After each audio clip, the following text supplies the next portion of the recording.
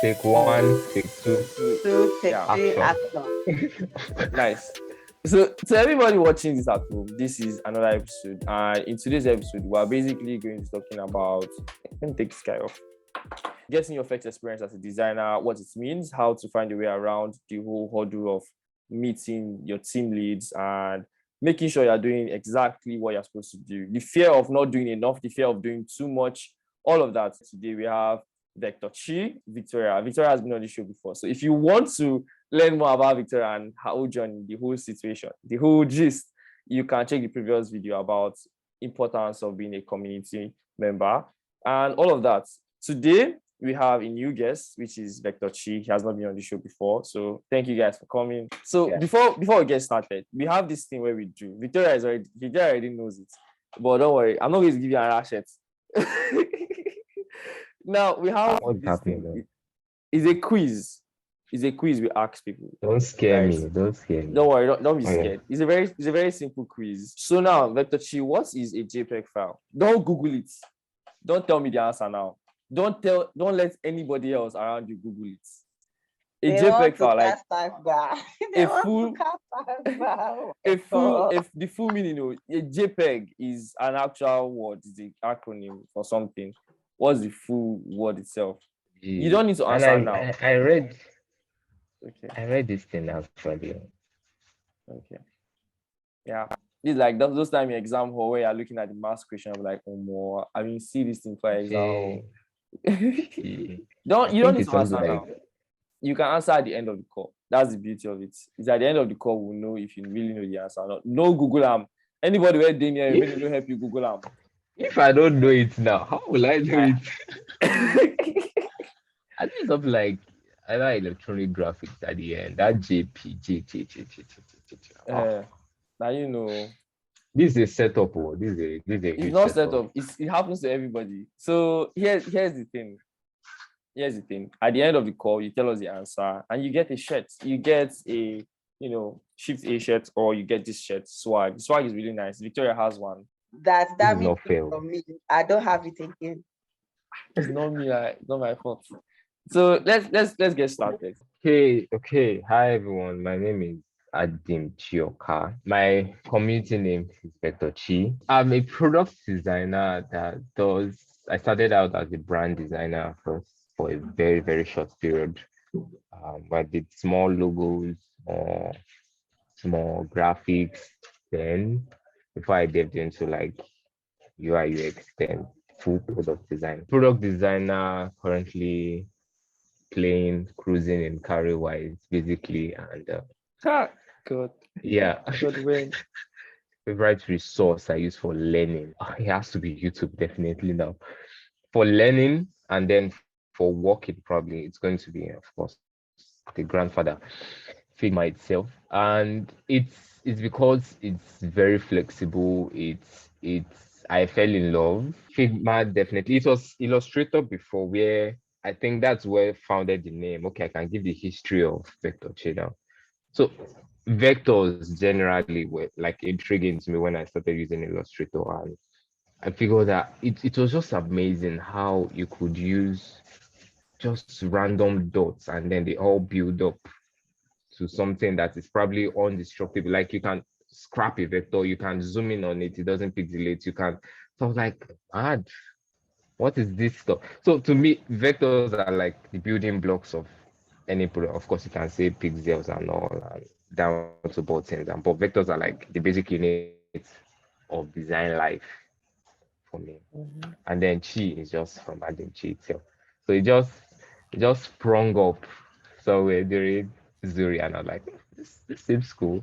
And I used it. So that's just quick run. But yeah, Adobe Illustrator, if I had to name my three tools I leave open: Illustrator, Figma, YouTube. Definitely. So my nickname is Miss Vic. That is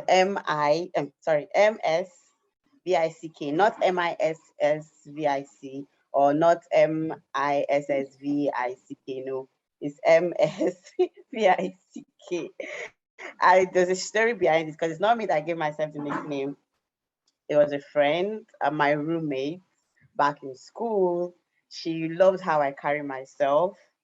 and she loved how matured I was at different situations.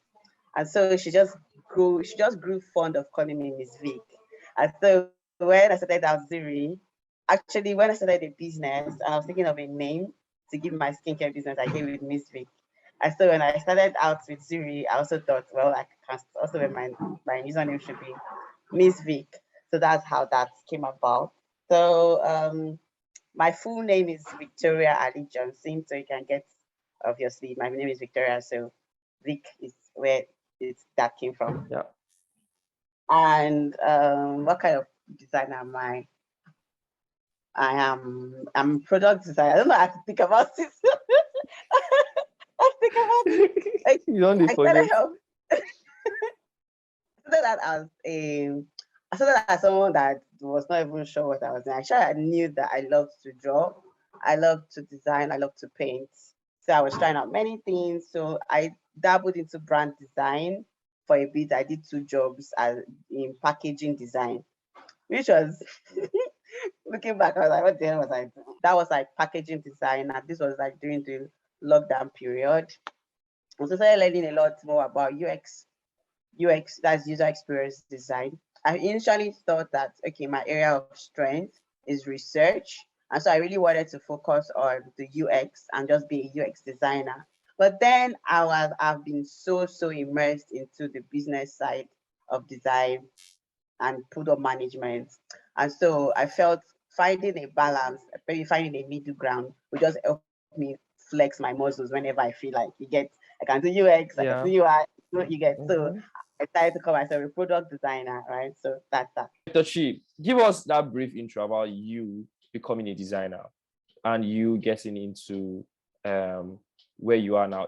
If your current job, because you said you're catching cruise in Career Wise, if your current job at Career Wise was your first opportunity, was not your first, just a brief about that, Okay. How I got into design. Yeah, I saw one very funny video of a woman just walking, and then she was just passing, like car was coming out, and then a car park lot. I don't know if you know this car park lot stuff in America where you have your lots beside your house. And then she was just walking randomly, and the shelf just closed that into the house. The house that was not her own, and she was like looking around that basically. So I saw the caption, and I was like, how I got into design. You're just walking, and then it just pushed you. So, but yeah, I always, regardless of what I was doing, I think I started out as a biochemist, and my goal was just to create impact with like whatever I can, whatever way I can. And then I stumbled upon like design, and design wasn't, at first it just felt like logo, just adding values probably to the company. But I was looking for broader ways to touch people, impact the way they live, and impact stuff. So and then saw product design. I think a friend called me. I was like, guy, there's this stuff over there, like beginning probably 2019. I was like, there's this product design stuff that I can. I was like, nah. I was thinking on Instagram, I was ignoring that. Nope, I don't think this is not what I want to do.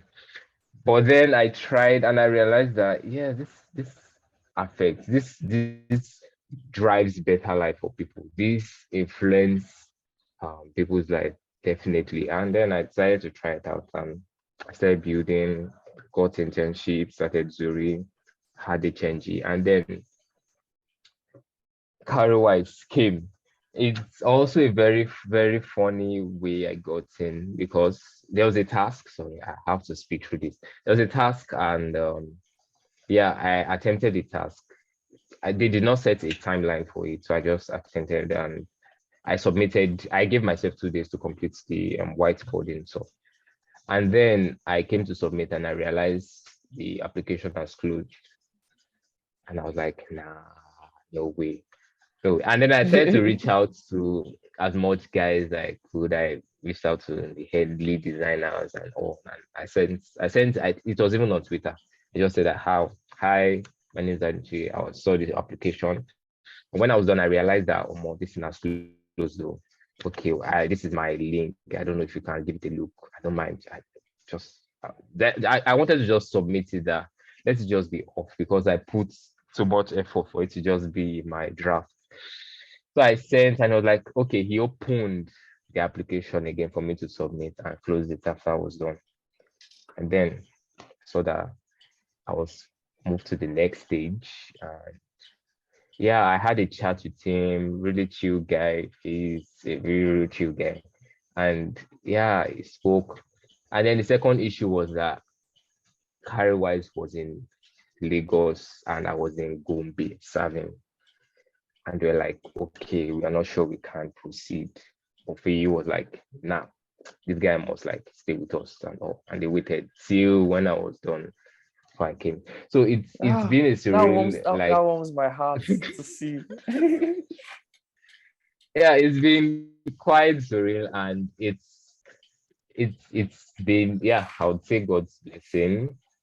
But yeah, it's been awesome. Yeah, that's how I got in. I have a couple of questions. So you tell me, was that like your first working experience? Gone, gone, gone. Okay. Yeah, mostly it was, but most times I work like remotely, sometimes side gigs, like contract jobs majorly. Like I was so in love with contracts. It don't stress me. I just do what I need to do. And yeah, I get what you need, and then I just work that way. And one was a digital agency that wanted to employ full time. They were also waiting for me to get back, although I was working remotely for them. But then some things collapsed, and I realized they were not so I can't mention it. I realized they were not so straightforward with our agreement, and then I had to call quit. So that's been I've not had so much of a serious work experience before career-wise. Most of it just been contract and remote working, not necessarily with major parts of the team and all. But yeah, Now that's been that's my interesting because I have this question here that I have written down, and it's more like defining what exactly is a job experience. So now you've had your situation with Carol Wise, and we've had your situation with working with contracts. It'll be interesting to know what exactly is a job experience. Now, for this question, I want Victoria to go on. And Victoria, now tell us, how many companies have you worked for in this short span of your career? And how did you get into your first working, quote unquote, working experience? We are yet to define it. So I love the question. Okay, let's just start from the point where I dabbled into brand design. So I had two clients there, but not companies. Okay, one was a company, the other was an individual. And then when I was done with the job for them, they wanted me to like come into a contract agreement, but for a lower fee. So I said no. So I didn't move on with them. So when I started out at Zuri, my first offer came through a mentor. He saw my engagement. I think I was answering someone's question in the random channel, and then he entered my DM and asked me to show him what I've been doing so far during the Zuri project with him. I think it was a redesign of his Ingressive for Good website. And then he was like, okay, he thinks that he would want to introduce me to a couple of people that are looking for like, a designer, and he feels like I have potential, yada, yada, yada. So I took in the first contract job, which lasted for like 2 months. So I worked with the developer, I worked with the product owner, I worked with the accountant on the team, I worked with the legal consultant of the team. So that was like my first ever job as a UI UX designer, and was my biggest pay ever. The job paid me 800,000 naira. And after that, after that, the same person. So I think I want to place emphasis on how we relate, how we connect, or the common word, how we network at every opportunity that we get into. So it will have been normal for me to just do my job and move on, right, from this guy, and just be so bent on getting a full-time job, because I was applying for jobs. I wasn't even getting to interviews. But then this one thing that I have, I was intentional about the relationship, like the work relationship. And so I learned that it was important I build a network of developers that see my work, they've worked to me, and they can refer me to jobs, whether it's short time, whether it's freelance, whether it's full-time roles. So that's what I put in so much intentionality in doing. So this same client, after I was done with his work, reached out to the developer that, hey, that designer that worked on this project, would like to have her on another project. And that's how it went on and on and on and on until I got a consultancy, a contract job. It's actually a contract job with Dragnet Solutions. So that was like my first big clientele, you get. And with Dragnet now, I've actually gone through 3 different projects with them already. So they wanted to employ me on a full-time basis, but then the pay was not something that I was going to be comfortable with. It was not something that they too can afford. And so we had to reach a compromise. And then we agreed that I work on a project basis.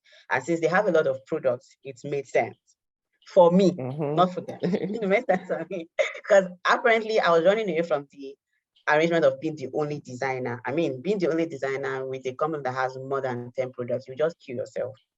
So I accepted that arrangement that, okay, I would rather work on a project basis. And more so because this client that connected me with Dragnet Solution advised that I do so. So if for him to be able to get to that space of giving me advice about about arrangements that would benefit me, it also shows the level of intentionality that was already going on, in that work relationship. And it didn't stop there. That same client has introduced me to other companies after that. Now, the only job that I got, as per say I applied, not based on referral, that I applied for and I got through the interview, and it was a full-time job. It's the same job that was my most toxic experience as a product designer ever. I am happy that I experienced it early. I'm happy I experienced it early because it made me to realize the difference, how to spot the difference you get between the ideal work environment that works for you and the one that doesn't, and also how to know which of the companies are your target market, because it's not every company that would spur you to the path, to your learning path, or to your path that you really want to grow in. Some people find I don't know, they find it resonates with that company, but not me. Some people might find it comfortable just staying there and cruising and not growing, but not me, right? So to me, it was not my ideal company to work with. And so I had to resign. But ever since then, how many have I counted now? So let's just call it the 7th company that I've worked with now is One ID.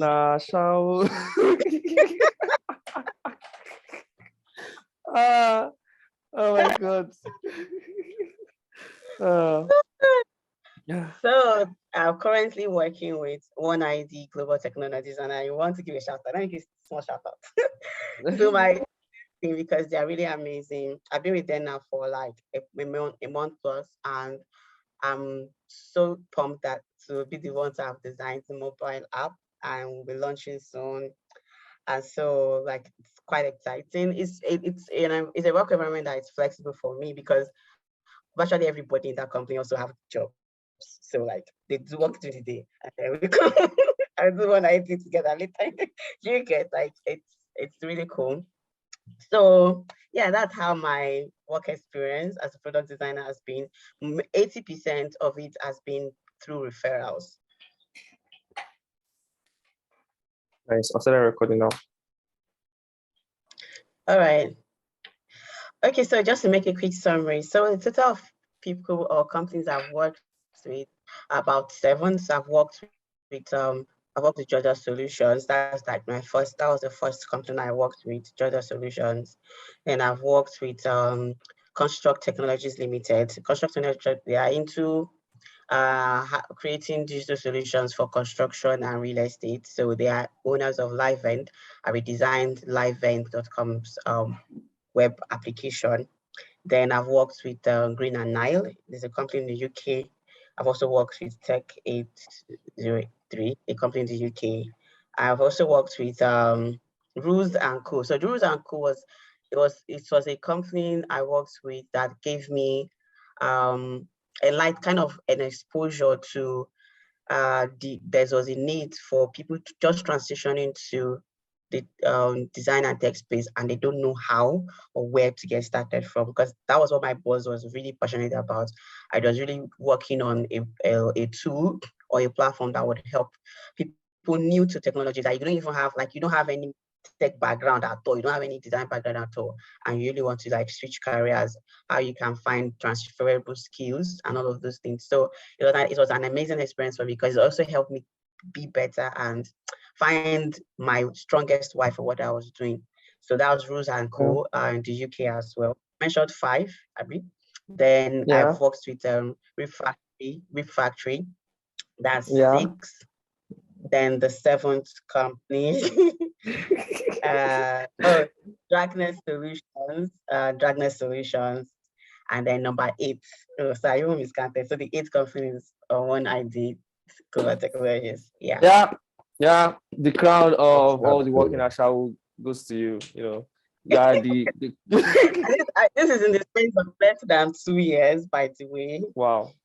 That's a very good thing. I would ask you a question about that. So that's I'll ask you a question about why you moved so much and how that has affected your learning process. But not now. So now my question still Okay. stands. How can you guys define what exactly is a working experience? Like if someone says you've been a designer for a while, and how much experience do you have working? Now, can you boldly say, okay, can you count freelancing as part of that experience, or is it mainly just official job working experience? How can you define what is what? So yes, how do you define a work experience? So I think it all starts with understanding what it is that you want to build as a career, what kind of career journey you want to have. Like so if you're saying that you want to become in the next 3 years, you want to become a product designer that is sound in helping companies build user retention and or helping companies create usable products, or that you are an expert brand designer in helping businesses have conversion rates, having businesses have conversions from their design or storytelling.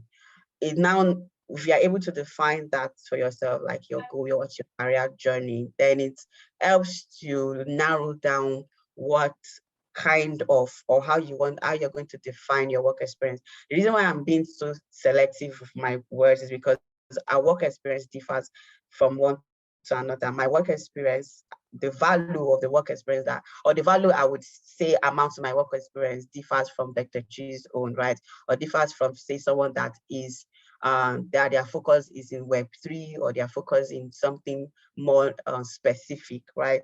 So it all starts with you defining what kind of career you're looking to pursue as a person, what kind of journey are you looking to um experience, on your career path. So for me, whether it's freelancing, whether it's full-time, whether it's contract, that I was able to learn and grow on, and that were directly proportional to my learning path. For example, now I can't count my product management role in Rip Factory as a work experience directly, because if you check my portfolio, you will not even see it there. You probably might see it in my CV because I was also a product designer on one of their apps, right? But you might not see it on my portfolio because there's a way I wanted to project me being a product designer. Though eventually, maybe after I've built some foundation or some level of expertise as a product designer, I might now create a branch as to, okay, I have background experience, or this is how I'm able to blend in my knowledge of product management in my roles as product designer on specific projects. So it's really still dependent, right, on what it is, what foresight do you have about your career. If someone does not have a foresight about their career, it is anything that goes, right? It's just any job that comes that they'll pick. It's any work experience that they see that they pick. Even it also goes for volunteering work. You can't just volunteer for just anybody, right? You want to be able to volunteer for on a project that aligns, that had values to your portfolio, or that aligns with whatever career path you're setting for yourself. So that's how I can define it. But I think I will just emphasize one thing that's quite important, and that's specificity in what you want to do. It's very important, and I understand that, especially when you're starting out, you want to try as much things because you're still finding your way around this design journey. So you want to enter the core Web3, you jump on. Time you say 3D, you jump on. When you see this one, you jump on it. But when you have a direct goal, as Ms. Vic said, it simplifies it for you. And it might seem counterintuitive, but you scale faster when you are focused on one particular thing. If it's finance, go for finance. And it helps because they would employ people that have a fintech company will employ someone that has more experience working in the fintech space, regardless of the 5,000 years you have working in another health or something. So they prefer someone even with 1 year of fintech knowledge. So it's important that specificity in it. That's what I'm just going to say. I think working experience and job experience is very, very specific to the person because we all have our own individual experiences. And if we try and give it one definitive form of what exactly working experience is, it can then make people feel like they've not done enough in their own career and start like, just affects that self-esteem that we all have as designers. Because personally, I've had a volunteering experience that became an opportunity for me to work, and every other thing has been freelancing. So if I say I've only had one job, it then makes me feel like, wow, so 2 years, 23 years, and just one job. I feel in a certain way, I feel, is that good? But then again, the experience of how much I've grown from just that job opportunity plus other freelancing, it then makes me like it makes sense that okay, it's not just one job. It's just you getting paid a stable salary for once. It's not like the other expenses don't count. That way it makes more sense. So now my next question, right? Now, how like your experience for your first week, starting a job for your first week? Just give me like briefs of how that experience is like. What's it like? What kind of challenges do you face? And all of that. Victor Chi, I want you to go first on this one. I don't know if that question is been for me because first week in Carry-wise particularly was chilling. That's the first the first week it's basically chilling. Not particularly chilling, but you get to understand where you are. And I appreciate that it's not really something you encounter in many of these companies that gives you a week to understand. They teach you what the company values. They should even show you where the kitchen is because it's important that like the onboarding process of Careerwise is a turnover. Like I was literally wowed basically. So the first week was basically chilling, knowing your team, every team um lead, like every department came up to like present to us every morning, telling us this is how this thing works, including dev side, the coding languages, the dev side, I mean the design side, brands, the brand rules, generally everything the CEO came on, they said telling us they're happy, like happy to have us here. So it's my 1 week was basically chilling particularly. But generally speaking, what companies should shoot for, I think this is on the side of companies now, is giving the space for your new intakes to understand where they are, especially like it's quite important. If you want them to build a solid foundation on where they are just coming in, you need to set the foundation right and let them know, not that okay, check your Notion board, you have a data. It gives us the fact that okay, we want you to rush fast, but it was as if they were building us up for something, setting us right, so that from there on it just goes right from there. That's my 1 week, personally, 1 week experience. Nice. All right. Victoria, what's yours? Is that the opposite?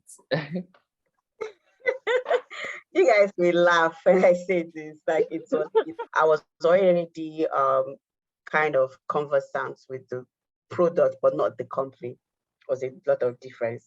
So, but once I got fully onboarded to the company, my first day, was, I first thought it was like normal stand-up. So I was even like upset. Why are you calling me for stand-up, right? Why are you calling me for stand-up? I don't know anything. They just put me, they said, oh, that's having stand-up by 9:30. So I just showed up.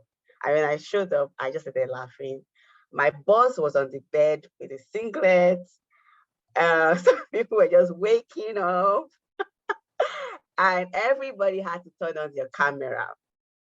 And it was a culture thing that when there's a new person that joins them, they have to turn on the camera because they all work remotely from different parts of the world, mostly from different parts of Nigeria too. So whether you're on the toilet seat, whether you're on the bed, they had to turn on their camera and then to like introduce themselves, tell the new people about their role, what they do, and how you working with them, how it also aligns with the company's roadmap. Then the CEO, then after that stand-up, the CEO then had a personal call with me where he brought me up to speed with, okay, this is where they were, this is where they are now, this is where they are going. So I had that call with the CEO, the CTO, and then the product manager. And then they helped me to understand what the structure is like, who it should be my closest point of call if I need anything. So my first 1 week was a lot about understanding the company's culture and also understanding their roadmap, what they are building and where they are headed, especially because I joined them at the point where they were wrapping up Q3. So there was a lot of retrospect going on, a lot of work appraisal going on at the time. So then the following week, I had to quickly jump on the task that was already assigned to me on Jira. So that was just it. But the fact that having to, and I thought that was just, initially I thought maybe they were just like cruising, right? But then for the past 1 month, that energy, that tone has been the same. Some days have been worse in the sense that you could be on the call. I think that my first day, I couldn't tell who was the CEO. I was like hilarious. My first week was until someone had to say, today you who are subbing your CEO. I was like, who is the CEO, please? Like, and that turns out that, oh, the CEO is the guy lying down on the bed wearing singlets having this computer. So it was quite hilarious. That's how my first week was. That's a very interesting experience. I swear to God, that experience is nice. To see that everybody's chilling, everybody's having fun, enjoying the work. Yeah. So like connecting with your team, right? What's your best way you've had a connection with your team? Because I know it's important to have that one-to-one, small talks. Like as much as people say, small talks help grow a certain kind of feeling. So like what's your go-to way for connecting with your team? That method that you use to create a bond for yourself with part of your teammates, your team members? For me, it's always like chipping in small personal stuff, like small personal info, like just packs the other persons to like be like, oh my God, me too. You get. So that's what works for me. That's what works for me. For introverted people like we, I think it takes quite some time. I'm just glad that people of Carwise are like very, very born. You cannot be alone. Somebody will come and disturb you if it's a PM, if it's CX. In fact, at first week I did CX work. I had to speak with customers, and you just have to interact at some point. Another one is like going out. Sometimes we do impromptu outings. We just say, okay, well, everybody are going to this place Friday, engineering or with PMs, all of us just step out. And you get to know people outside even the work space, and you get to like recharge again. So it's that sort of bonding, even within and outside the office space is very, very important, particularly for me too. Oh, you guys having wonderful experience. For me, my old team, we are scattered everywhere in this whole earth, So we've not had that experience of going out one to reach out to talk, but we do have conversations about animes, musicians on our Slack channel. That's that for me. It's also interesting. Small talks. That's true. I think we do that sometimes trends that happen and or we just Yeah, catch group random actually. Yeah. that one is interesting. So now, growth. Now, this growth itself has its own topic where I'll have guests come talk about growth. But now, let's say growth. You just got your first job. How should you measure your growth level from that first job? And how would you know if you are growing actually at that job? Because sometimes you can be working at a company doing exactly the same thing for 3, 4 months. But because you are changing colors and moving miles in Figma, you would not notice. So how do you guys measure your growth in your opportunities, all your jobs that you've had, or your job right now? Like, how do you measure that? Okay, I'm actually growing and I'm not growing and I'm repeating the same thing. How do you measure that? I would prefer to use CareerWise because I think it's where I've experienced like a large amount of growth within a very, very compact period of time. Has like made me mature basically in like design itself. CareerWise is built in such a way that you cannot just move mouses. It's still very tiny. So there is a lot of room for you to be creative. You cannot just do the robotic type of design. And I think I sort of struggled with it from the very beginning, where I knew, okay, design is strict, like way forward, there's this mono way. But design in Carwise has quite changed. In the sense that as long as there are rules to follow, make it fun still. So this has like made me like limitless. I can just come in and do anything, and my design is like, oh, nice, nice. This makes sense. And this. So it goes way beyond doing what you are used to, and you start to feel this growth when you start doing more, particularly like you start trying to add more value to the thing. If you are just doing basically, if you are not being pushed better than how you were, then I don't think you should be worried. If you are too comfortable, exactly. If you are too comfortable, and Mhm. you should be in a sort of environment that you don't do just the bare minimum. First of Mm. all, you need to push in to like do more, and if that's what um, companies about. Sorry, I'm hyping them very well. But that's what everybody needs to do more than, and you get to tell. And it's quite surprising that everybody is committed. It's like maybe they have shares or they are the owners, but everybody is very. You cannot just allow the little twins fly by. They are particular about the very, very tiny details. So these sort of things like gear you to do more than what they are used to, first of all, gears you to actually learn before you even take on any project you start. And yeah, it pushes you. In fact, they have even started initiating me into dev work. I've started doing some of the codes because doing the bare minimum actually is not enough. And this is the type of environment that like fosters growth, basically. I kind of resonate with Dr. Chi's experience. Then I want to add this for those of us that are not in a company, for those of us that are not in a company like CarryWise, because CarryWise is a very structured work environment, right? How would you know that you're growing in a company with like a small team of company, for example, like you're in a company and the team is really small, probably you're the only designer, so it's hard to tell, there's no any other designer aside you, and then maybe it's just only the developers you're relating with. So how do you know you're growing? Like Vector Chi said, don't sit at the bare minimum. Don't sit with the bare minimum, right?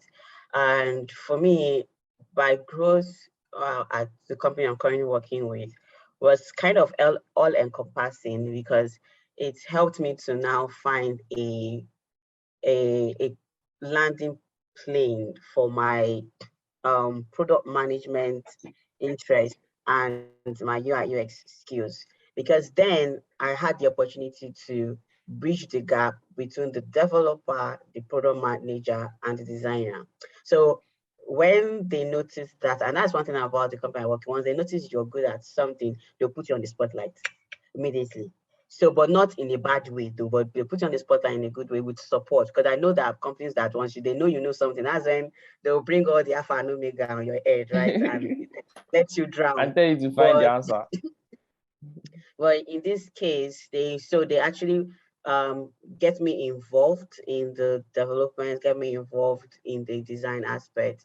For although I'm not the only designer at where I work, but I'm kind of this go-to designer because I've learned so much from the devs, such that I'm able to reflect that in my design decisions. Like I've never, this was even the first time, and I was scared. I was super scared when they challenged me to this. I've never designed for developers before, right? You know, we are used to designing for users. We're used to designing for like normal individuals Yeah, that are yeah. probably not mine. But now being challenged to design for developers, number one, like Vector she said, not doing, seeing that you're not doing the bare minimum, right? Seeing that you also take the initiative to say, oh, putting in, even if they say, oh yeah, good idea, but we're not going this direction, but you are actually not just doing your job and going, but you're like uh taking up the challenge. So for me, it was about the challenge. It was the challenge that made me see that, oh, I've become more, I've given myself more into paying attention to details that probably might not consider before. And then seeing that design is beyond just, oh, you're designing for the company's users, but also like every one of, even you as a designer, you're also a user, just like the day I had to design console for developers, and just an interesting experience. So yeah, that's how I could measure my growth. I believe you start growing in a company where you start thinking about the actual solution you guys are providing, not just ticking tickets on like on your tax. Not like Yeah, I've done moving this and to then move on. cards on Jira. Yes. Exactly. Like when you can be eating food and then you like start realizing, okay, how would users send money? What's the best way that they can send money? Then you start thinking, oh, this is a possible solution. This is a problem. Then you can actually know, okay, you subconsciously are embedded in that problem and trying to find the solution. You can see that your rate of like growth would increase itself. For me, I found myself at Nkowoku doing exactly the same thing where I'll be having random discussions and I would start thinking of, wait, is this a possible way that people use this product? Is this a possible way that people translate Igbo, and how best are we solving it? I start asking these questions, asking myself, doing research. And I think it's very important that finding their way into their first job, who has gotten their first job, it's very important that you really understand the product, not just from your salary, because people understand product from their salary, not that one. You understand the product from the point of thinking towards the solution, thinking around the solution. If somebody asks you a question, you should be capable of providing an answer, not just I don't know. And I don't know, to me, it's not an answer. It should not be something we should say all the time. You should probably provide a certain solution. So that's for me, it's growth when you start noticing yourself solving those problems that your company is already solving. Now, how do you challenge the fear of messing up and the fear of not performing well? So it happens all the time, and I'm guessing you guys have felt that way also. I am probably a huge victim of this, basically, where you understand the pressure. You probably have been looking for a job for like maybe months, maybe a year, and then you probably get your big break, and then you get in, and you are so pressured to start meeting these company values. You are so pressured to start giving off these things, and then you start stressing and like, okay, this is not good. How do I do this? I'm not going to lie. I wrestled with this, especially coming into career wise, when I understand the standard you're coming into meet, and then even if you might feel or people tell you that, okay, yeah, I think this guy is quite decent, but within yourself, you still need to work and all. First thing I learned, first thing, which is so important, that like this is what I wanted to even come and preach on this call. The Mhm. first word is chill. As That's in, it. That's the first thing I'm just going to tell you. Chill. I my It was my design leader actually told me, because he's very open, and I had to come out to him and tell him that. I asked him questions like, am I giving off the value that you guys expect? What was your expectations for this role? How am I meeting up to this standard? I was like, bro, calm down. Like, you are delivering the standard. Where is this coming from? And he tried to investigate. So the first thing is chill. Chill. No, they are not expecting you to immediately start from this point and you're and you are hitting this target immediately. They don't expect that from you. No company, a reasonable company would expect that from you. So once you calm down, in fact, calming down helps you articulate your design process properly. Because once you overthink it, you start making random decisions, thinking that this is what they want, and you start getting, sorry, this doesn't work, this doesn't work, this doesn't work. And then the more this doesn't work you get, lowers more of those extremes that you already have, the existing extreme that you have. So calming down, first of all, understanding that first, these people hired me because they went through the due process and they know that, okay, I am the person fit for this role.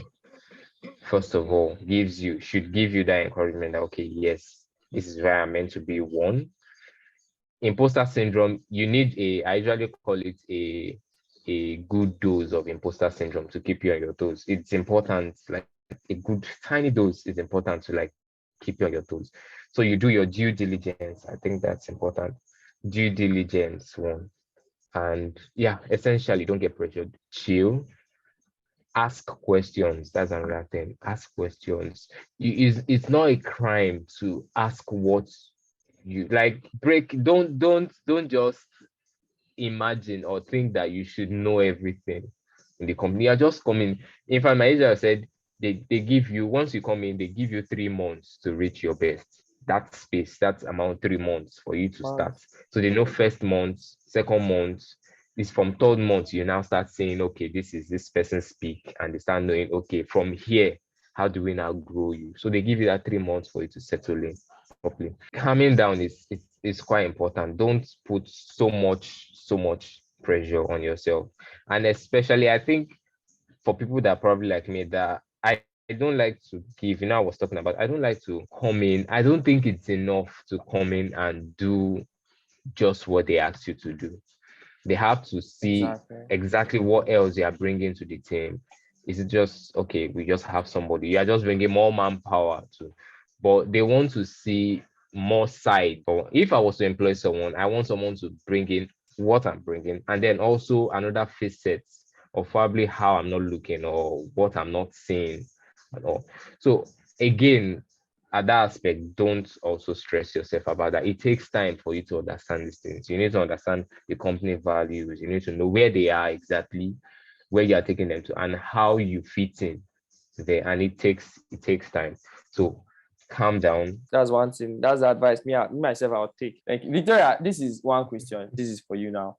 Now, when would you know when to leave a company? You've had experience with so many companies. So how do you know when to leave, when to pack your load and jackpot? Let me compare it with this question. How do you know when you have overstayed your welcome at the place? Exactly. Yeah, that's very good. Yeah, you get, because for example, you're with a person and you notice the atmosphere change towards you, or you change towards the atmosphere, either ways, but there is a change and it's not good, right? Or that Mhm. you find yourself in a place where you are struggling so much, and even at the point where you're struggling, there is no way out for you. Like you're not getting, just like with Vector China, where he was struggling with his passion to deliver on the job, and then his leader is telling him chill. If you're in an environment like that where you're literally struggling and you can't get that help, you can't get that support, right? And you feel like you're drowning. That's actually, I can describe it. You feel like you're literally drowning, or that you're waking up. I don't want to use the waking up in the morning to start work, because it's like it's something that happens to everybody. Even though you love your job, you still wake Mhm. up and you feel like, oh, I have to begin. But that's not valid. But literally, to put it in a very simple terms, look for someone in the team that you know you can talk with, and talk with that person, just so you are clear that it's just not just your emotions that is doing you shaky. So you have to be clear that you get. So find someone in that team that is rational enough to have that conversation with you and let you see that, okay, maybe not, right? And even regardless of the outcome of the conversation, still give yourself time and watch how things, the turn of events is for you in the next 3 months. For example, for me, when I start feeling like I've overstayed my welcome at a company, I give myself another 3 months to see if it's just me being um, indifferent towards the work itself. I just need to adjust my perspective to things in the work environment, or it's just pretty much what it is. So that's just a summary of how you know. Nice. 3 months is 8 Sundays. No, 3 months is 11 Sundays for people who don't know. I calculate my months in Sundays. That way, salary sounds very Oh my near. God. So, so yeah, the same question about you moving between different companies. How helpful has that been? Is that something you advise somebody to do? And why do you think you've done yours? And how is it going to affect you? Just give me a summary of that talk. Okay, yeah. Okay. So basically, wait. Okay, me, but summary basically, don't do it. Well, it's going to it actually affects one CV. It affected my CV, or actually, well, it affected my CV because recruiters are looking for someone that have like a staying power. Like your CV or your cumulative experience should express your staying power. People want to see that you can stay in a place for at least 6 months to 1 year, and they feel like shouldn't be afraid that you would up off on them when they employ you. So for me, I was in a situation where I had only access to opportunities that were short-term rules, short contract rules that lasted 3 months, 6 months, and then my first full-time role, I didn't stay there for more than 8 months. But I won't advise anyone to go that route, yeah, because in the long run, it's going to affect how you grow. It's going to affect how you learn. You feel like you're still in so many places. But then, if you find yourself in this situation, I will just advise that you make the most of it, right? Make the most of it in the sense that you ensure that it draws you closer to that moment where you're able to say that you found a place where you can stay and grow and build for the next 1 year, for the next 2 years before opting out again. Yeah, it's great to have an exit plan when you are in a toxic environment, but it's also important to build your staying power in a place. There is no perfect work environment, so you don't want to keep opting out and on every at the slightest toxic appearance. So Yeah, that's what I would advise that you to do. nice. Yeah, thank you. Thank you again. Yeah. So, Vector Chi, we've come to, as I said before, we have come to the point where we share grace for the second time. So, Vector Chi, you tell us what is the full meaning of JPEG? Yeah. So let me just give disclaimer. We've done this video already and I did not press record. So he already knows the answer. Anything he's saying now is fake life. Say the answer. I mean, you pretend not to know the answer. Okay. The Oh my answer. God. I just know it.